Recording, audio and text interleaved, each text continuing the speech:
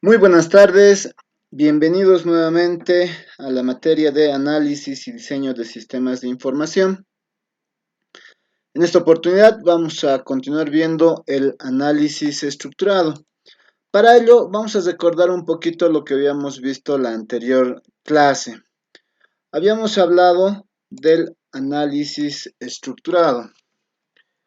Cuando hablamos del análisis estructurado, habíamos dicho nosotros tenemos que pensar en un modelo.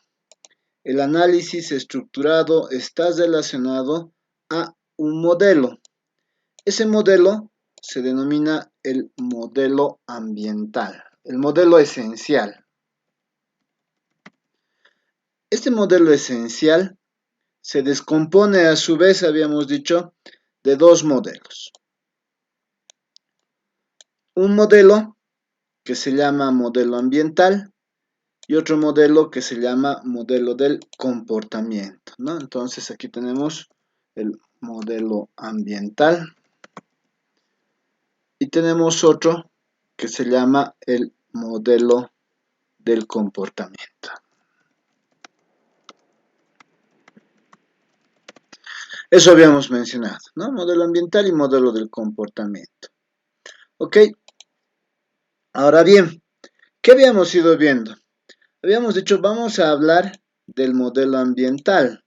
Vamos a hablar del modelo ambiental.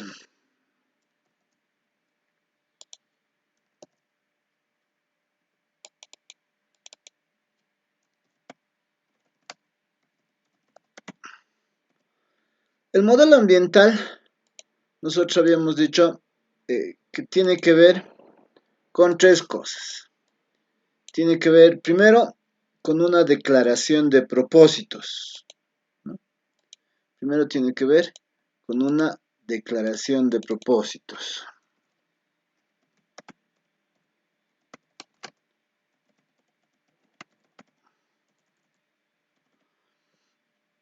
¿Qué era esta declaración de propósitos? Esta declaración de propósitos no era nada más que el objetivo de más alto nivel que tiene la organización y nos dice qué, cómo y dónde lo hace. Y como es un objetivo, empieza con un verbo en infinitivo. Luego habíamos visto que a partir de esa declaración de propósitos, nosotros podíamos hallar el diagrama de contexto. Este diagrama de contexto también se llamaba diagrama de nivel cero, ¿no? Diagrama de contexto o diagrama de nivel cero. Y a partir de este diagrama de contexto, analizando las cosas que venían de fuera hacia adentro, nosotros podíamos hallar lo que hemos dicho, la lista de acontecimientos. Entonces nosotros hallábamos la lista de acontecimientos.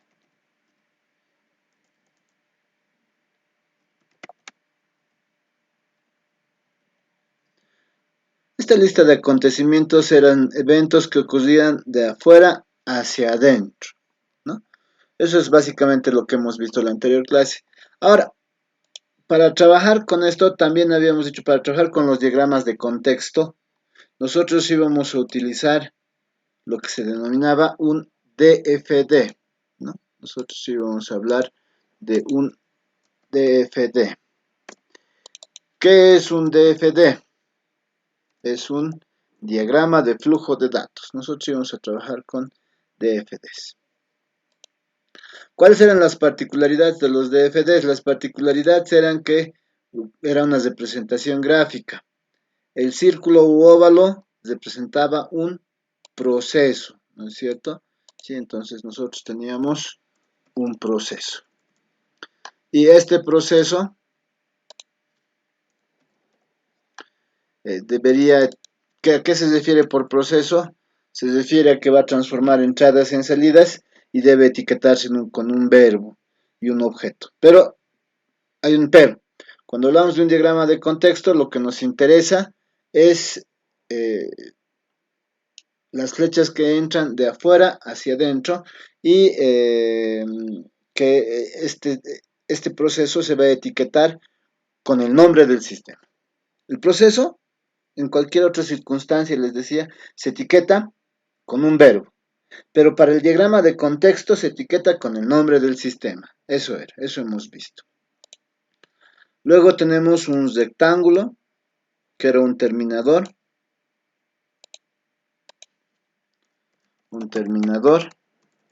Este terminador era una entidad externa u otro sistema, podría ser un usuario u otro sistema, ¿no? Luego teníamos un cilindro que correspondía a un almacenamiento.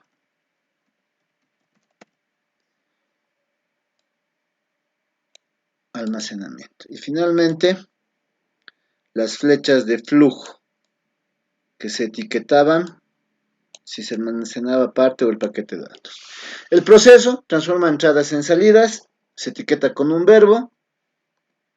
El terminador representa entidades externas que pueden ser usuarios u otros sistemas, se etiquetan con un nombre general.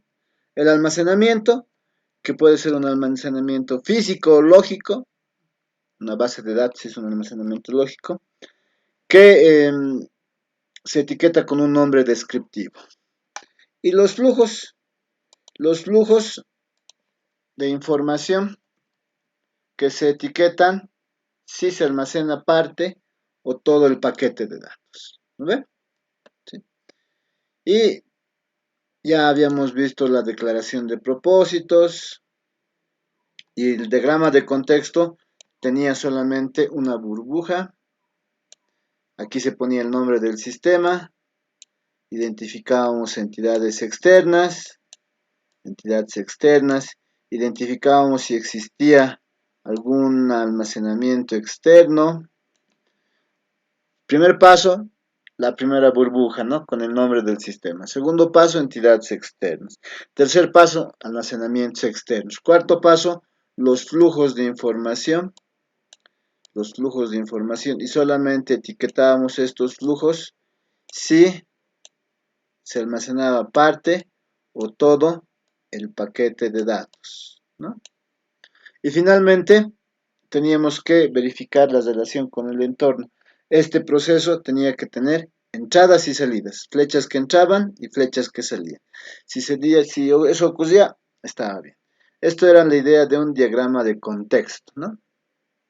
Luego, para hallar la lista de acontecimientos, nos interesaba todas las flechas que iban de afuera hacia adentro. Todas las flechas que iban de afuera hacia adentro. A partir de ellas nosotros íbamos a construir la lista de acontecimientos, ¿no? Eso es lo que hemos visto. Y pues bien, el día de hoy vamos a ver, y esto también ya está publicado en el aula de Classroom, de la materia, vamos a ver la tercera parte de este análisis estructurado. Vamos a recordar que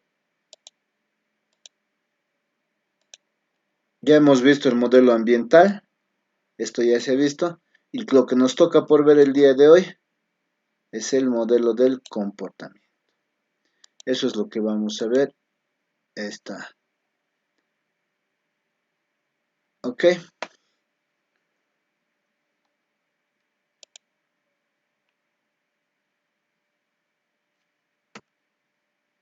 El modelo del comportamiento, que es lo que vamos a ver, es un modelo que consiste en identificar el diagrama general del sistema, el diagrama entidad-relación, los niveles de DFDs, la especificación de procesos, para que nos permita manejar con éxito el ambiente. Es decir, con el diagrama de contexto, que es esta imagen que ustedes ven a su izquierda, donde dice el sistema, veíamos cómo el sistema funcionaba con su entorno.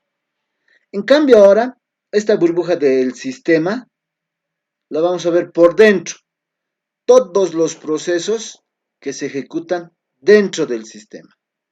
Eso es lo que ahora vamos a ver. Y eso que está ahí adentro se llama diagrama general del sistema. Como lo vamos a reflejar es lo que está aquí por dentro. Entonces, hablemos del diagrama general del sistema, en primer lugar. Recordemos que para el modelo de comportamiento, ¿qué vamos a ver? Diagrama general del sistema, diagrama de entidades de nación, niveles de DFDs, especificación de procesos. Ya hemos dicho que los diagramas entidad-relación corresponden a la materia de diseño y administración de bases de datos, donde no solamente van a ver el diagrama entidad-relación, sino van a ver el modelo relacional y probablemente cómo hacer consultas a una base de datos relacional con SQL, ¿no?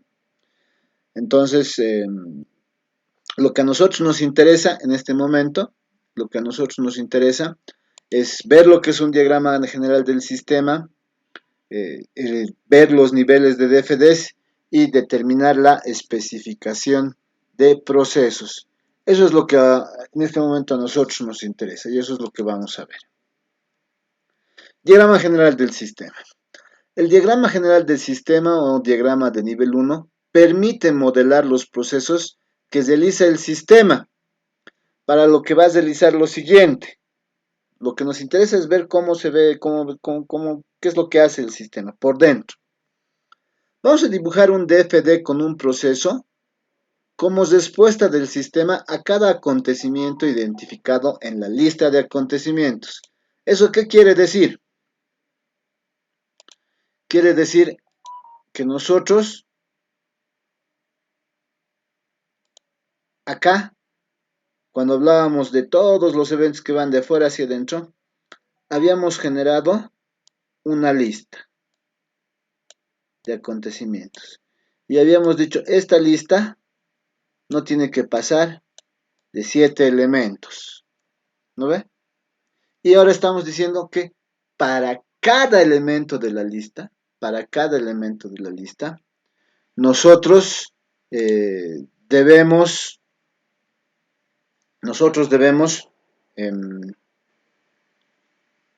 crear un proceso que responda a esa lista. Obviamente este proceso va a considerar una entidad y un almacenamiento si es necesario. Pero lo primero y lo más importante es que vamos a dibujar un DFD con un proceso como respuesta del sistema a cada acontecimiento identificado en la lista de acontecimientos. Vamos a añadir luego las entidades externas que inician los eventos identificados en la lista de acontecimientos, como yo les decía. A continuación vamos a modelar los datos, añadiendo los almacenamientos necesarios. Y finalmente vamos a conectar los flujos de entrada y salida y vamos a comparar el diagrama de contexto. Vamos a comparar ese diagrama que estamos obteniendo con el diagrama de contexto para asegurar su consistencia. Ejemplo, si nosotros queremos hallar el diagrama general del sistema del ejemplo anterior, tenemos que recordar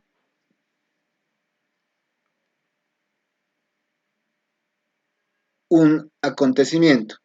El almacenero registra la descripción de los zapatos que ingresan a almacén. Entonces, ¿cómo vamos a hacer?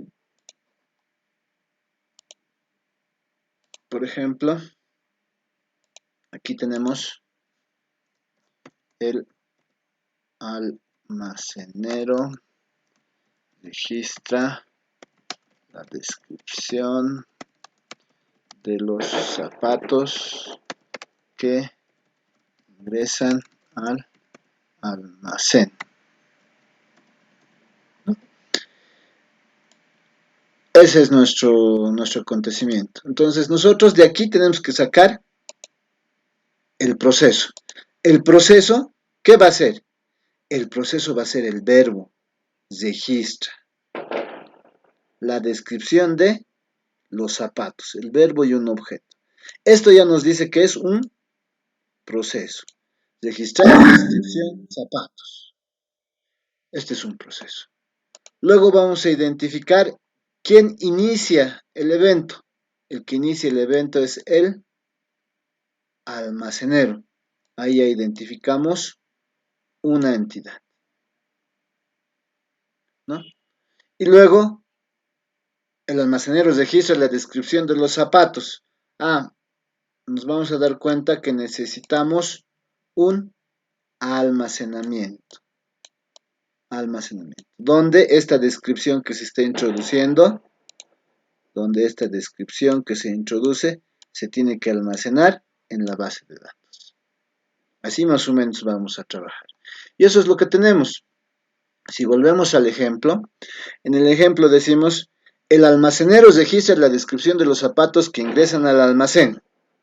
Aquí está nuestro proceso. Registra descripción de zapatos. Ahí está. Registra descripción. Eso es nuestro proceso. ¿Quién ejecuta la acción? El almacenero. Ahí está. Almacenero. Luego, esto se tiene que almacenar. Si estamos diciendo que va a registrar la descripción de los zapatos, sí.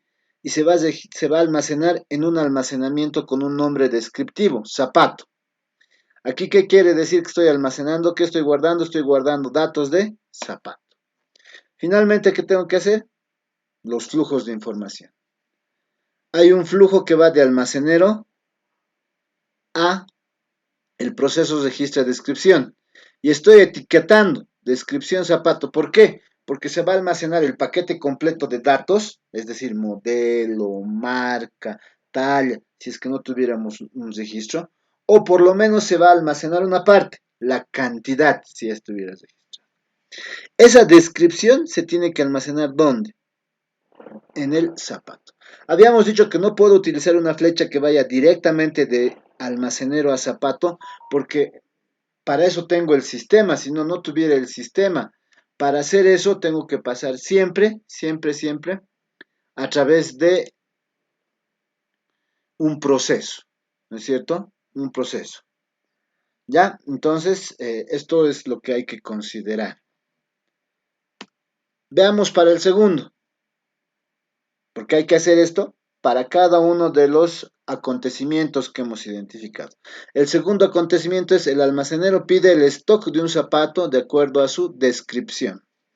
Ahora, observen, el almacenero está pidiendo el stock de algo. No se va a almacenar eso que pide.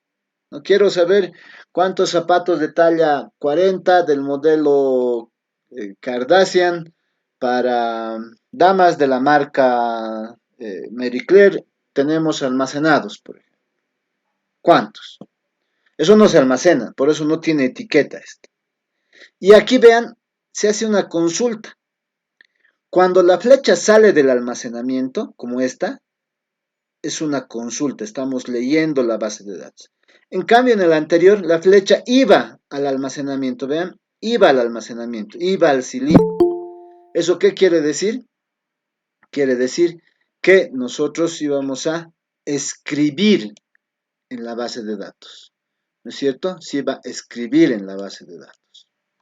Eso hay que tener en cuenta, ¿ya? En este caso estamos leyendo de la base de datos el stock y le estoy mandando ese resultado al almacenero, le mando el stock. ¿Por qué lo estoy etiquetando? Porque estoy suponiendo que el almacenero va a tener un registro físico, ¿no?, de los pedidos que tiene que hacer. Va a revisar el stock.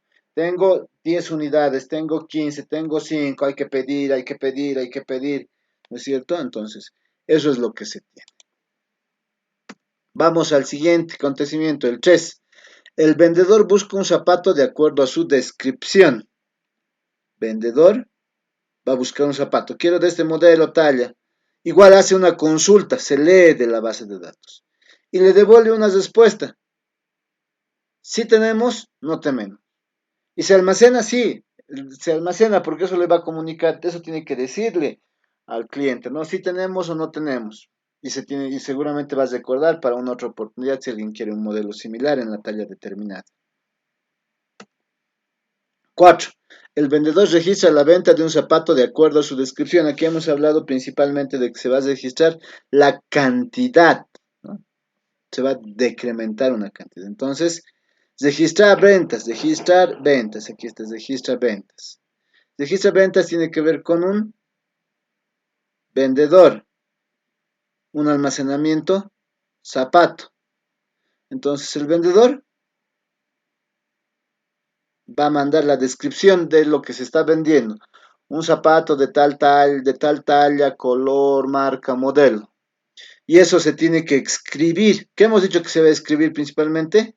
La cantidad. Vean aquí lo que se está mandando al almacenamiento. Cantidad. La cantidad se está mandando al almacenamiento zapato, ¿no? Entonces, recuerden, como hemos visto, los rectángulos son entidades externas. Los cilindros son almacenamientos. Los círculos son procesos. Y estas flechas son flujos de información o control. ¿No ve? El verbo de cada lista de acontecimientos es un proceso. El que ejecuta es una entidad. Y luego ustedes tienen que decidir si se va a almacenar o no, si se va a utilizar un almacenamiento. En nuestro caso hemos decidido que sí se utilice para todos los acontecimientos, que es el almacenamiento zapato, que ustedes pueden ver aquí. Luego, ¿qué se hace? Vamos a agarrar estos 4 DFDs de cada una de la lista de acontecimientos y lo vamos a volver uno solo. Aquí está, uno solo. De almacenero, registra descripción, se va al almacenamiento. De almacenero, pide stock, pedir stock, consulta del almacenamiento, le devuelve stock. De almacenero, también puede ocurrir, esto es refinamiento sucesivo, también puede ocurrir que busque un zapato,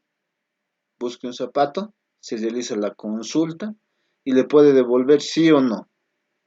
El vendedor es el que sí busca el zapato, se hace la consulta en almacenamiento, sí o no. Y finalmente, decimos, el vendedor registra la venta, principalmente la cantidad. Escúchenme bien, aquí por razones didácticas, porque se entienda, he utilizado 2 almacenamientos, pero si ustedes se dan cuenta, utilizando uno es más que suficiente. Hay que tratar de no repetir ni entidades, ni almacenamientos, ni procesos. Tampoco hay que tratar de cruzar flechas, porque cuando se cruza es que ya se pierde eh, la comprensión del diagrama, ¿no? Y recuerden que nosotros estamos haciendo diagramas justo para eso, para que los desarrolladores entiendan lo que estamos pidiendo. ¿Alguna pregunta aquí? Cuando hablamos del diagrama general del sistema, preguntas. Preguntas. Muy bien. ¿Alguien? ¿Todos vivos?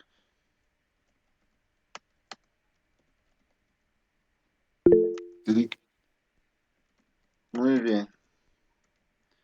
Ok, entonces vamos a lo siguiente.